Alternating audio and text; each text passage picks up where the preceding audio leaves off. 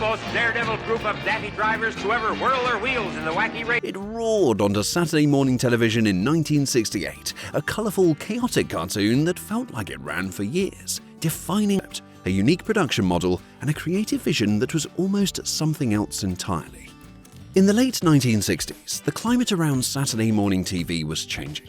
There was a growing concern among some parent groups about the level of violence in action cartoons like Space Ghost and the Herculoids.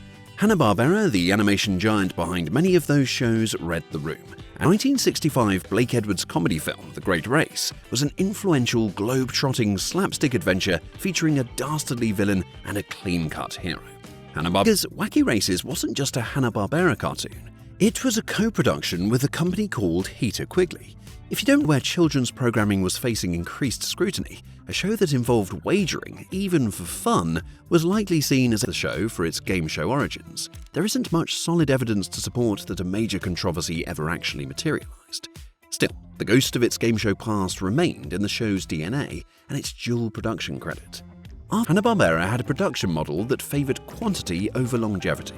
Once a show had enough episodes for a syndication package, typically around 17 to 20, they would often shift focus and resources to the next new idea. With its incredibly short original run, Wacky Races refused to disappear.